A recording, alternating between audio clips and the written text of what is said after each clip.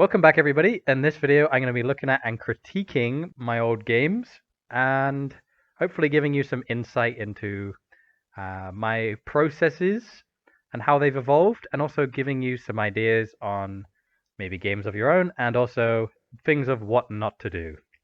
As you can see here, I've got 11 tabs open, and these are all my previous games. Obviously, Ticket Racing 2 here I'm still working on, and some of them are prototypes that are unfinished. Some of them are just game jam games that are very small. It didn't take me very long, but I'll tell you about them as we go through.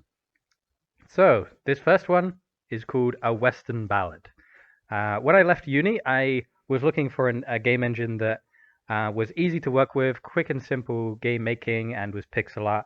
And I found GB Studio, and this was my first experience of making a game in GB Studio. It took me quite a while, but yeah, this is my first ever game, so let's get into it and talk about it. So as you can see, it's using the normal GB Studio font, but I've changed the frame and the arrow cursor. This I was really proud of, like a little animated thing to start the game. And then obviously we get into it and there's some text. Obviously it's not very readable. For example, this character isn't very readable, and our character isn't very readable. This one is, because it's on a white and light green background, but yeah. Obviously I had a story in mind for this. I was watching a lot of Western movies when I thought up this game. And so I tried to incorporate some of the classic stuff from there, while also taking my own twist and doing what was possible in GB Studio. So obviously, there is a story and the artwork. My critique of it would be that it's very clean. It's very blocky and clean, and it doesn't really connote the idea. I guess if it's like a brand new town, then this is what a brand new Wild West town would look like. But if you try and go in a shop, it says it's closed today and has no other information. It's kind of lame, if you ask me. And I had an idea for a bigger map, but I shrunk it down. I was very good at shrinking down my ideas in order to make it more manageable, in order to create in a shorter amount of time without wasting time. Another critique is that you walk very slowly. I gave this to my friend to play, and he said you walk way too slow. And for some reason I didn't change it. I think it was once the game had been put up for a while, so I didn't bother changing it. But playing it now, I definitely need to have changed it. So obviously I need to find my house, and it's a bit of a random, finding, but obviously I know it's this one up here. But yeah, it's the idea I had was a story game, and it was just experimenting with GB Studio, and obviously this is what I came up with. And I am technically an artist, and so this was basically what I imagined it to be. I would have liked like a more sprawling city or something, but obviously doesn't really. It's not really worth it. Like that's, unless the game needs it, it's not really worth it. And if we see here, I should come back later, meaning I came to the wrong place. So it's very like single player story esque, and the fact I walk so slow is really annoying. And that's the one reason I would stop playing this. Where did she hide the gold? She won't tell me. She doesn't love me. And then what? It's you. Oh, because she is sleeping with someone. I see. So the twists keep happening. And oh yeah, we have like a standoff. I'll show you the standoff. I don't know why I didn't hide the characters when they do that. Very interesting. Well, this is it, comrade. May the best man win. And then all you have to do in this is press a button and the other guy dies. I was trying to think of a better way of doing it, but I just couldn't, so I didn't. And arguably that's lazy. Arguably that's very efficient, and I could come back and remaster this game. And once I'd made it, I was like, oh my god, I could make a prequel, I could make a sequel, right? I could do anything. But like once it was done, I was kind of like happy with it, which was nice. But yeah, I feel like going back and remastering this would be awesome. Okay, he's dead. So now if we go back to the wife's house, then she won't be there, and she'll be running away. So I'm not going to go through that. It's the slowness of the walk is very annoying. And obviously, if you're not in a rush and you can like just accept that it's slow, it's okay, but it's still annoying to anyone who expects it to be faster. So definitely listen to the people who tell you your critiques for your game, because often they are right. Okay. And then let's go to the next game. The next game is the Old Explosives Mind, and I actually made this in 2 days, I think. And it is a puzzle game, and the theme was mood, if I remember correctly. And the idea that my mood was like this, like obviously you can already tell it's inspired by the game I made before, Western Ballad, and um, the mood was meant to be like dark and like westerny, right? It was meant to have the like a mood to it. It's a puzzle game that has like a feeling. Obviously, other people had way better mood, like actual moods, like an actual feeling, like happy or sad or angry. While this is like more of a dark and something mood, but arguably it's not dark or anything. So obviously you see here we just press this and press A, and we move the cart into the next level. Um, and it has a little music trill, which you can't hear. I muted it. But it also tells some little storylines. That's trying to build up on the mood. The idea of the crosses and the gravestones there was meant to evoke feelings. You can see I think it's the same character from the previous game, but I've actually added color. So the color is very basic, but it has a mood, I was hoping. But yeah, with this game, again, I had the same thing. It looks very clean and almost like there's no, like, it doesn't feel aged at all, which is interesting. The puzzles are very basic, and even when it makes you think, you figure it out within the next second of having to think. It's really not that difficult. Although what I do have to say is it's quite good. Like the way I've done the tutorial aspect of it just like telling you what to do and then you doing it, and then some things just being like inherent. It kind of is. It's okay. Like it would be a good like tutorial level, for a main game. But as a game on its own, it's quite boring, if I do say so myself. But the artwork is kind of okay, and it's not that bad. But yeah, I'll move on now. So this game is called Take It Racing 1, or just Take It Racing. And I made this in a week. I managed to find another person who was participating in the jam, who's not a game developer, but instead a musician, and he kindly made the music for me, which is, I think, part of the reason why this game is so good. It has a really good soundtrack. So if you start a new game, I'll tell you, what makes this game okay is a tutorial, right? It tells you how to play the game. It says, you're sending your car in races, winning will give you whatever that is, and then you use that to upgrade your vehicle, and we use the arrow keys to move the cursor, press Z or Q to interact. To upgrade your vehicle, interact over the car. The bottom of the screen is the shop. The shop displays the items you can purchase. So there's a lot of text, and you're just bombarded with information, and it's better than nothing. If instead of like being frustrated and just giving up, this is at least something. And you can obviously choose to not view the tutorial as well. But the idea is, if we press on wings here, then it gives us a selection of wings. Press on engine, selection of engines, frame, a selection of frames, and tires is tires, right? And each of them has its own stat. I think if we click on it, it says this sticky tire costs 5. View stats: speed 2, power 1, handling 3, weight 2. If we exit and go in, we can see we're in class D, and the speed is 1, the length is 1, the corners are 3, and the danger is 1. So if we enter race, then we begin in position 10, and the idea is we have to try and come first, but we basically have no control over the race. We're just clicking a Z to go through the text, and then if the car is good enough and we're lucky enough, then we win. So arguably it's an awful game, but at the same time the artwork is pretty okay.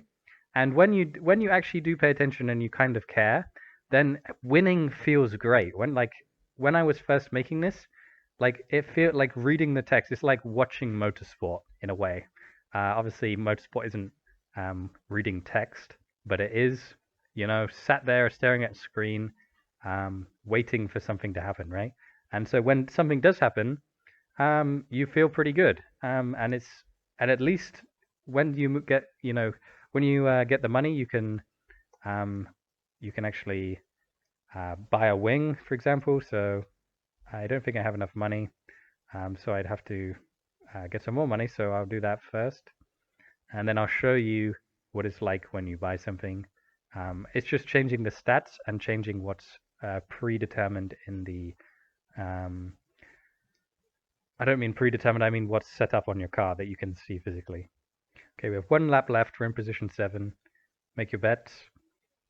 Move down to position 8. So we came in 8th.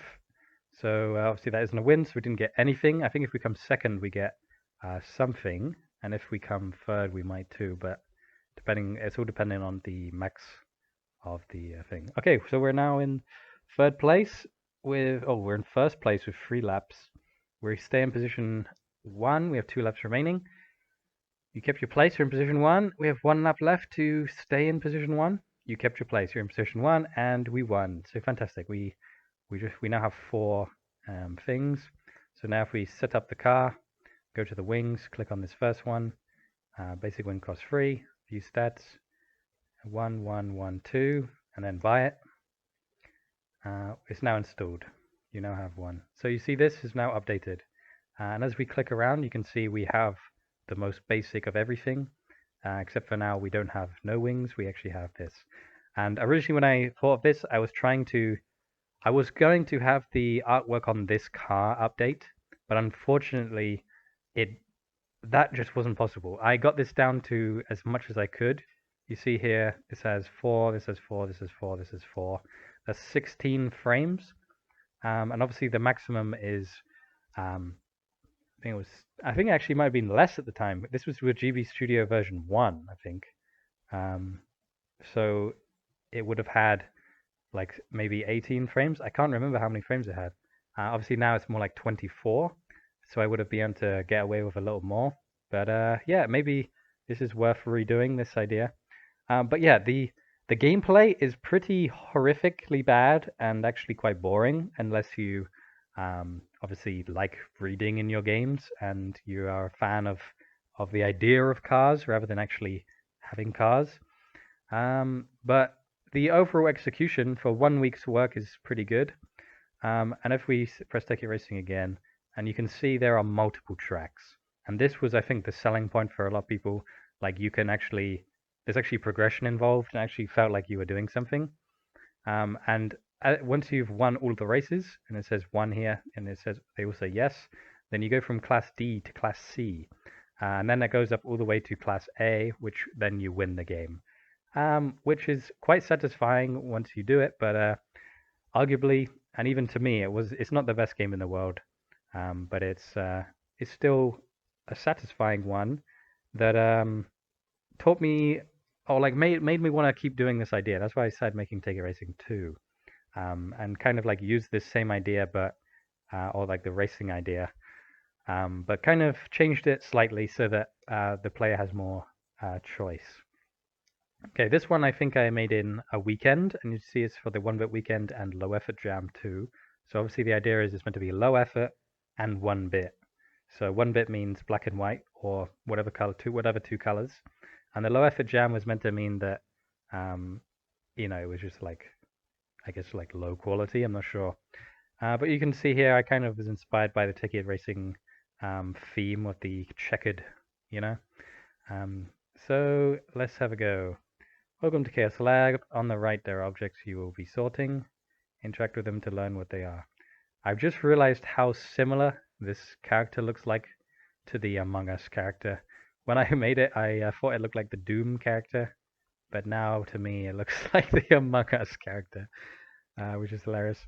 Okay, so in this game, each of these is a crate, and so this is just a classic GB Studio crate pushing game. So you just have to move them around. So in the top corner, it says take the weaponry crates to this marked area. It says please take the radioactive crates to this area. Please take the flammable tanks to this area.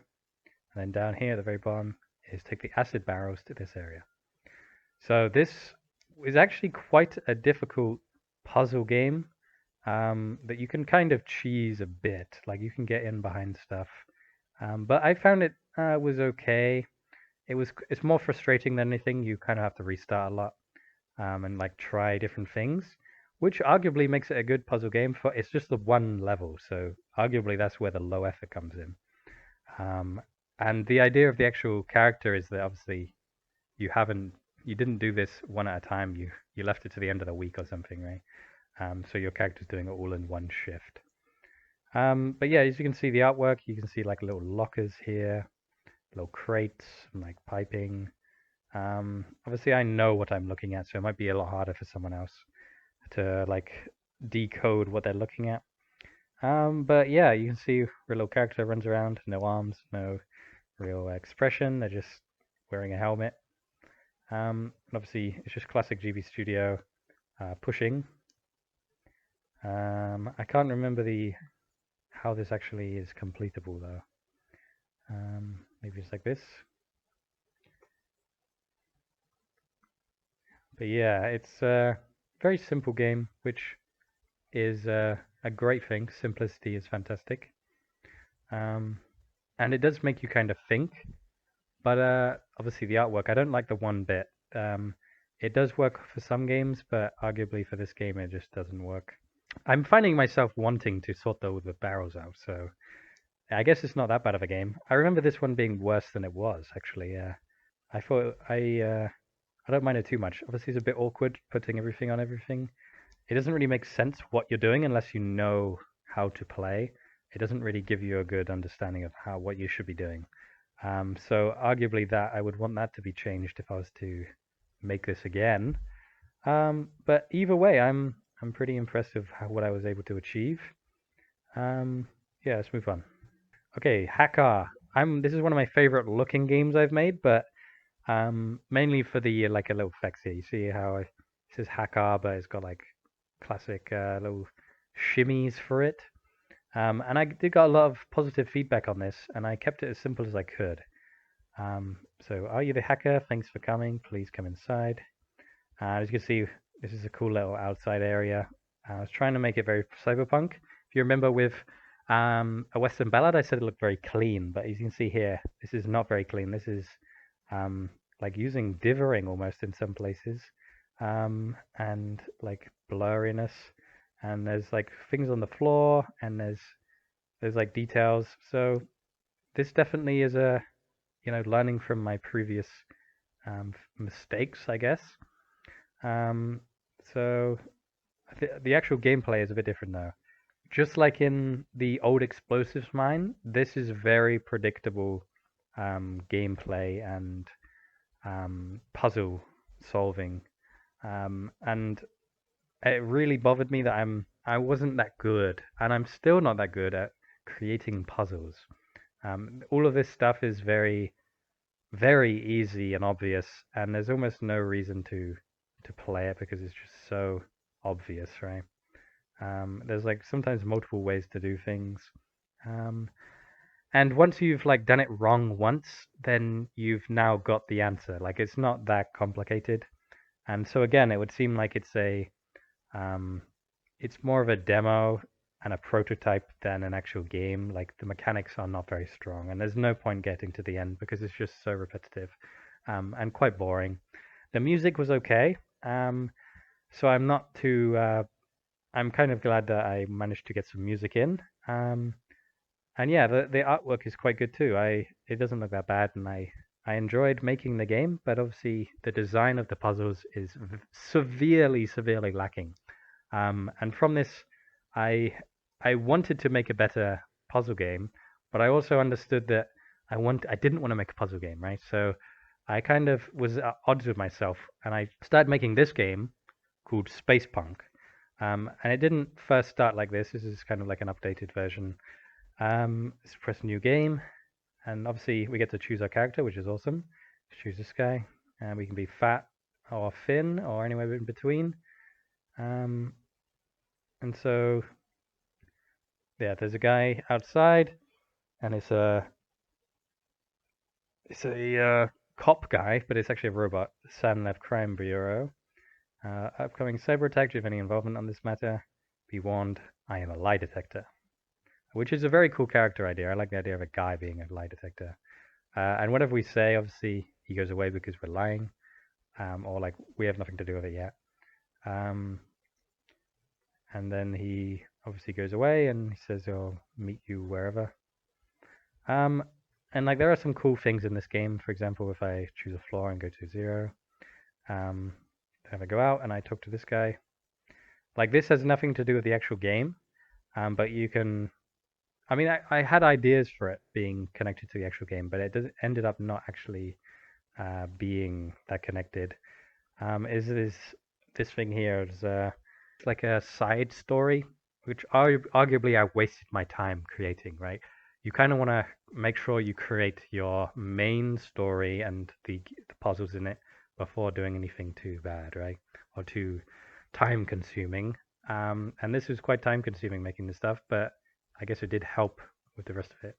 And most of this game is just like seeing the mouse highlight and then going in. So this is like what Hakka was, like hacking. Would you like to run _bug here? We say yes. And now you see this is just the Hakka missions, right? And maybe I could have done the same idea, but instead I could have used a timer to make the game interesting because I'm just not that good at puzzle design. This is very simple and it gets the job done and it teaches you how to use it while also being kind of complicated. But beyond that, I wasn't very good at it. Obviously, the story guy is actually, or the guy at the desk asks you to fix the top roof. And if you go up to there and click on the door before that, then it says the door's locked, and you can't open it. You need to reset the doors. So you have to find where to reset them, and obviously that's part of the puzzle. And if we talk to this guy, it says you made it. I'm here to inform you. You need to do everything the mafia tells you. Please do not speak of me to anyone else. I will not be here for long.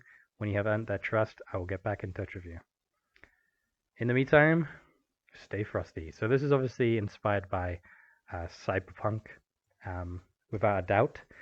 But at the same time, it doesn't really hit the highs of cyberpunk. And it doesn't really have a good understanding of what it wants to be. But yeah, I'll show you some of the artwork. The artwork is pretty good. Like, it's not too clean, but it's also not too dirty. I used a lot of color. I enjoyed making the car artwork. I really enjoyed making the car artwork, actually. And look, you see how there's like all of this grime and dirt on the windows and on the floor. Like, I spent some time like redoing maps in order to make sure that they looked good, which is I'm very glad I did. Though I understand I wasted a lot of time on this game without even really developing the game. I should have slapped together very simple levels and just like pieced it together very simply in order to make it work. But if you see here, this is like the story aspect, right? Hey, you get over here. And it's kind of okay. Like the story aspects and the artwork do go well together, and it's a kind of a vertical slice, right? Where like you can kind of get an understanding of the entire game from this one slice. But the funny thing was, I originally intended this to be a space travel game, and this was just meant to be the first planet, which ended up I spending all my time on this one planet and not having any connection to anything else. And I ended up like making a map thing, this planet, but it's just one city, and I wanted like multiple cities, multiple planets. It was crazy. I definitely overscoped, and I didn't really think about what the hell I was doing. But look, I'll show you this this thing. Like I'm currently going into the Bluetooth of a phone that's nearby, and then we're in a bank worker's mobile phone. We just know that somehow. And then if we click on settings, we can then go into the Bluetooth again. And obviously we're the laptop. So if we're going to the work system, then we'll obviously get into the bank computer, which is kind of lazy, but at the same time kind of awesome. So we just have to activate the VPN, and now we need to get into the security, and we need to get into the server. Okay, we can't get into the server. I swear we just turned on a VPN. Okay, so will it work now? Okay, so we're in the server. Bug, and now we're doing our game again. We're in the bank's network server, and it doesn't really make sense. And obviously this is like teaching you again, just like Hakka was. But arguably it doesn't teach you quick enough, and it's kind of a lazy way as well. So you can see where this has its downfalls, and it's not a great game, and it's very easy to just, skim through it. But to some people it might be quite interesting, and I think this one might be one of the most interesting levels. But yeah, it's like I said before, it's very easy to just try something, it not work, and then you just try the opposite thing and it work, because there's only two ways of even trying. But yeah, but I'll just show you. Like, I have a subway system that takes you to 3 different parts, and like, why the hell do I need a subway system in the in the in this game? I didn't really know what this was. This was like a crazy giant idea that, like, it's a massive city in a massive galaxy, and it would have been awesome, but it's also just not feasible to create. It just doesn't make much sense. And I had like all these like ideas for companies and stuff. They were the bad guys. I was clearly inspired by Cyberpunk, and this was before Cyberpunk came out. So obviously, my knowing that this was so huge and I was wasting my time made me put it on hold, and that's its downfall. That's where I critique this. Don't make a game so big that you can't change it easily, unless the game is so good that you can only add to it, right? I got to I shouldn't have based it around puzzles, as arguably it's a good learning experience to learn puzzles, but I didn't know how to learn in a way, it wasn't what I wanted to do. I didn't want to have to just be planning puzzles and link it into a story. I should have thought about something else. And instead, obviously, I was making this. I think I put this on hold maybe at the start of 2021. And then from then on, I was making tutorials, which obviously that's probably why you're watching me, is because I make tutorials. And I started over Christmas, I think, of 2020. I was thinking about Take It Racing 1 and how I enjoyed it so much. And I had all these notes that I took and like what was wrong with it. And I critiqued it, and then had planned out Take It Racing 2, which I started. So this isn't what I originally published. That had a tutorial. It had like a main character guy, which I will bring back. But currently I've changed the setup of the game quite significantly. So we'll just get into this, and I'll show you very briefly. So let's put new game, and obviously, first of all, you have no idea what the hell you're doing. You're just confronted by all of this information. So if I press Take It Racing, then we take it racing and take it racing. We say yes, entry fee yes, blah blah blah. Then we take it racing again, and blah blah blah. There's a lot to go through just to play your first race, and it doesn't even make sense why or how you're doing it. But at least here, looking back at Take It Racing 1, we now actually have choice, right? So as you can see, there are stats here: handling 8, speed 9, and braking 3. That's of this section. You can see the start line. We've just come around into this first section here, and that is the stats for this section. And we have a car, and the car has its own stats, and you have to compare it to that in order to kind of work out what's best. Or you can just trial and error it by going fast and saying, oh, section time 30, and then trying maybe fast again. Section time 34, and then let's try fast again, 18. Okay, so next time round, let's try something else. So let's do stock, And last time it was 30, I think, so that's now 32. That's not great. Let's try stock here. 36, even worse than the second one before. And then stock here, 18, same as last time. Obviously, we could pit, and we should have pit in order to get some fuel back. So it's got an eco, which saves fuel. 34, not fantastic at all. Eco, 38, that's horrible. And obviously, we limp into the pits. So obviously, this car is really bad. Obviously, it's the starting car. But at least you have choice. So it's definitely been improved over Take It Racing 1. And there are so many things I wanted in this game that I had to cut. Just like in Western Ballad. To get that done, I kind of went through my ideas, and like how I did in Space Punk, I would have just added and added and added and then given up because I added too much. And obviously in Western Ballad, I wanted to have a huge town. So in the Space Punk, that's what I kind of envisioned, right? But I didn't need it in the game. Like I said, it was going to be a space travel game, and it ended up not having any space travel. So obviously this is definitely a one-up from Take It Racing 1, and you can buy and sell cars, and so the artwork of the cars is actually a car rather than just an F1 car. But you can't modify them like you could in Take It Racing 1. So I'd love to make a Take It Racing 3 that like mushes those ideas together.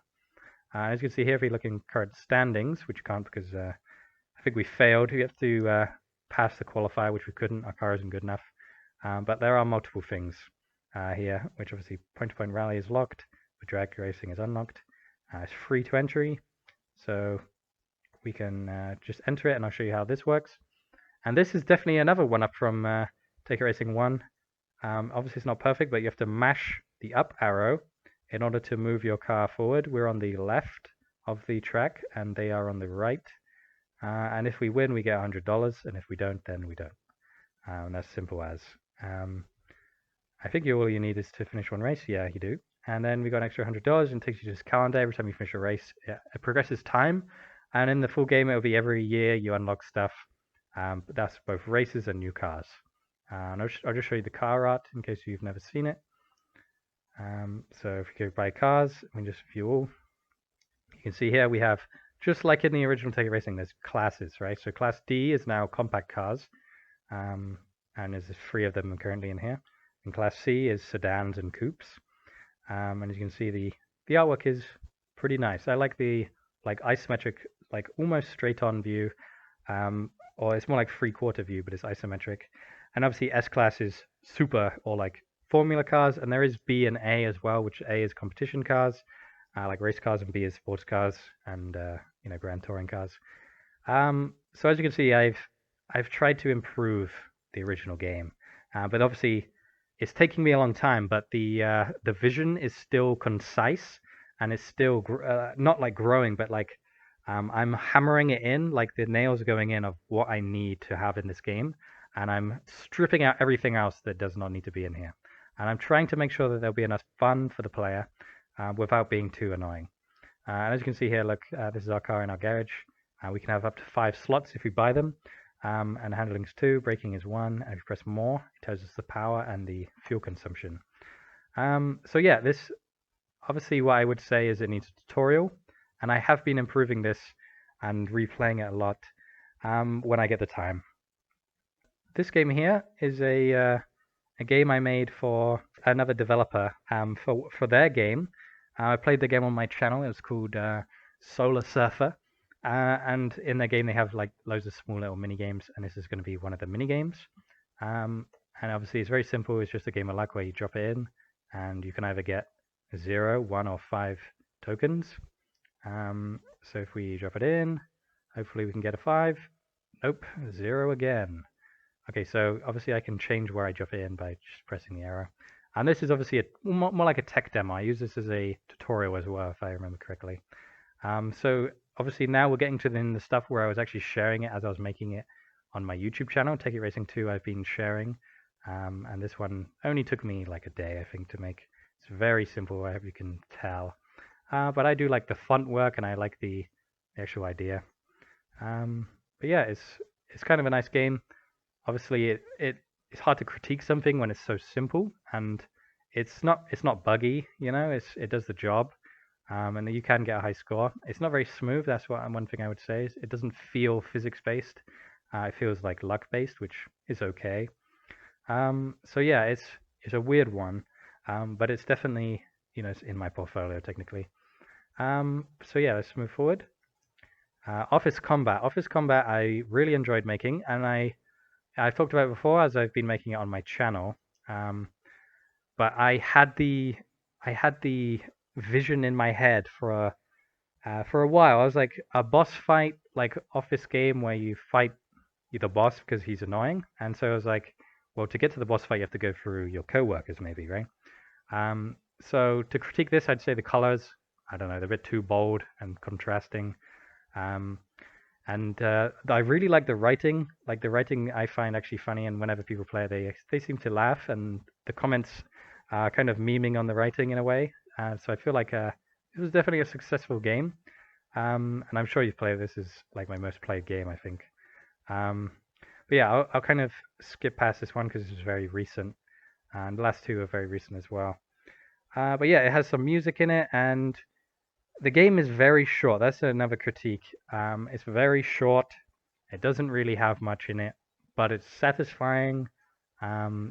It's part of a game jam that was meant to take 3 months to make a game, and instead I made 3 games, and some of them didn't take very long, right? So these last 3 are the game jam games, these competition games. Sorry.